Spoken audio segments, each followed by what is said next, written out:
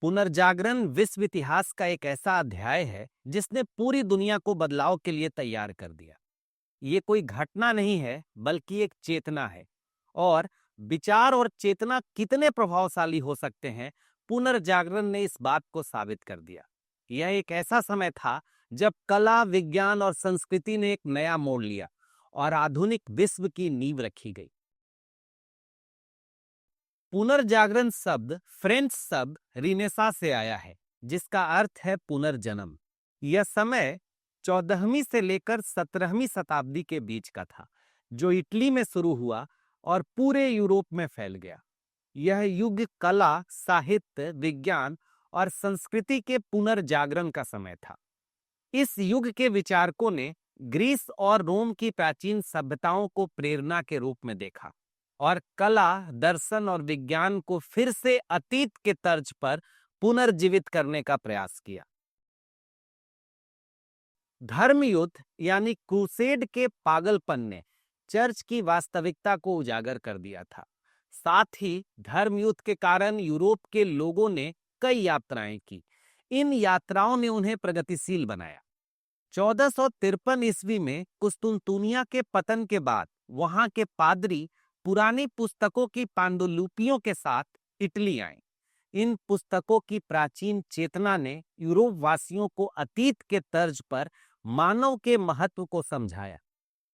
वहीं Johannes Gutenberg द्वारा आविष्कृत printing press ने किताबों को सस्ता और ज्ञान को व्यापक रूप से सुलभ बना दिया। यूरोपियन विद्वानों की पुस्तकें ज्यादा से ज्यादा लोगों तक पहुंची और विद्वानों को सम्मान दिया जाने लगा। ज्ञान पर किसी का विशेषाधिकार नहीं रह गया। अविश्वास और रूढ़ियां कमजोर पड़ने लगी। मानवतावाद के रूप में एक नई बौद्धिक धारा उभरी, जो चर्च के दिव्य अधिकार के बजाय मानव क्षमता और उपलब्धियों पर केंद्रित थी। इस विचार में मानव केंद्र में था और मानव को नई उपलब्धियों के लिए प्रेरित किया गया। चर्च का प्रभाव कमजोर पड़ने लगा।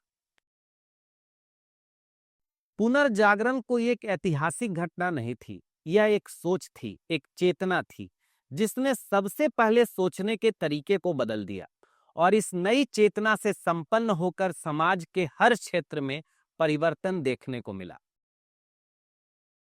द्वितीय शताब्दी के विचारक टॉलेमी द्वारा यह बतलाया गया था कि सूर्य, चंद्रमा, नक्षत्र और तारे, इन सब का केंद्र पृथ्वी है। ये सब पृथ्वी का चक्कर लगाते हैं। इस बात को आगे जाकर बाइबल ने अपना लिया। इस सिद्धांत का विरोध 15वीं शताब्दी तक वही कर सकता था जिसे न तो ईश्वर प्यारा हो और न ही जान। लेकिन पोलैंड के वैज्ञानिक कोपरनिकस ने इस सिद्धांत पर प्रहार किया और हेलियोसेंट्रिक थ्योरी का प्रतिपादन किया, जिसके आधार पर ब्रह्मांड का केंद्र सूरज था। आगे जाकर गैलीलियो गैलील ने इस सिद्धांत को दूरबीन का आविष्कार कर सिद्ध भी किया। चर्च की बातों पर लोगों का विश्वास खत्म होते ही वैज्ञानिक विजय यात्रा की शुरुआत हुई। यूरोप पर ईसाई धर्म का इतना प्रभाव बढ़ गया था कि साहित्य और कला के क्षेत्र में भी धर्म की प्रधानता बढ़ गई थी। पादरी ही साहित्यकार थे और लैटिन भाषा में साहित्य की रचना होती थी। उनमें साधारण जनता का कोई जिक्र नहीं होता था और न ही जनता उसे समझ सकती थी। पुनर्जागरण के साथ ही राष्ट्रीय भाषाओं का विकास हुआ। अब आदमी की बात उसी की भाषा में ऐसी कहे जाने लगी कि वह समझ भी जाए। ऐसे साहित्यकार और विचारों ने मनुष्य की संवेदना और मानसिकता को नए ढंग से प्रभावित किया। इसमें दांते, पेट्रार्क, मैकियावेली महत्वपूर्ण थे। साहित्य की तरह ही चित्रकला का विषय भी मानव बन गया। प्लास्टर और लकड़ी के पैनल के स्थान पर कैनवास का इस्तेमाल शुरू हुआ। तैल चित्र की परंपरा शुरू हुई।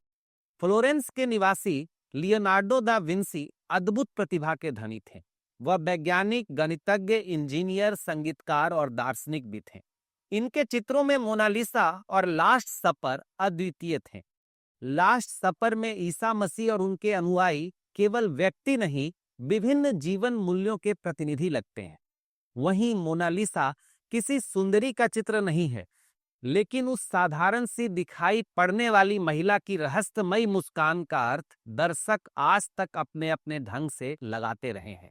लियोनार्डो दा विंसी ने कई यंत्रों जैसे हेलीकॉप्टर, टैंक, गतिमान पुल आदि का डिजाइन भी तैयार किया। तुर्कों के विस्तार के कारण पूर्वी भूमध्य सागर का मार्ग अवरुद्ध हो गया, जिससे नए मार्गों के खोज की प्रक्रिया तेज हो गई। वास्को डी गामा सारे अफ्रीका का चक्कर लगाता हुआ एक नए रास्ते से भारत पहुंच गया। वहीं दुनिया को गोल समझकर पश्चिम की ओर से भारत पहुंचने के चक्कर में कोलंबस एक ऐसी दुनिया को खोज लिया जिसके बारे में यूरोप को अब तक पता ही नहीं था। इससे संसार के अलग अलग कोनों से संपर्क स्थापित हुआ और सांस्कृतिक आदान प्रदान भी हुआ। पुनर्जागरण के साथ एक नया वर्ग, मध्य वर्ग अस्तित्व में आया, जो कुलीन होने के नाते नहीं, अपने वास्तविक सामर्थ्य के कारण महत्वपूर्ण होता जा रहा था। परिवर्तन इस नए वर्ग का आधार था। ये वर्ग पुरानी व्यवस्थाओं और संस्थाओं की जगह नई संस्थाओं की स्थापना करना चाहता था। नगरों का विस्तार होने लगा। इन्होंने एक ऐसी व्यवस्था की परिकल्पना की जहां शासन में लोगों की भागीदारी हो, जिसके साथ लोकतंत्र जैसी संस्थाओं का विकास हुआ। पुनर्जागरण ने लोगों को एक नई चेतना से भर दिया। व्यक्ति संसार के केंद्र में स्थापित हुआ। पुनर्जागरण के साथ ही वैश्वीकरण चरितार्थ होने लगा। यूरोप में शुरू हुआ पुनर्जागरण धर्म सुधार, ज्ञानोदय से होता हुआ क्रांति और समाजवाद तक पहुंचा। पुनर्जागरण के साथ शुरू हुआ पूंजीवाद, राष्ट्रवाद और लोकतंत्र धीरे धीरे सारे विश्व में व्याप्त हो गया। पुनर्जागरण ने आधुनिक विश्व का निर्माण भी किया और आगे की घटनाओं के लिए विश्व को तैयार भी किया। अगली वीडियो, अमेरिकी क्रांति।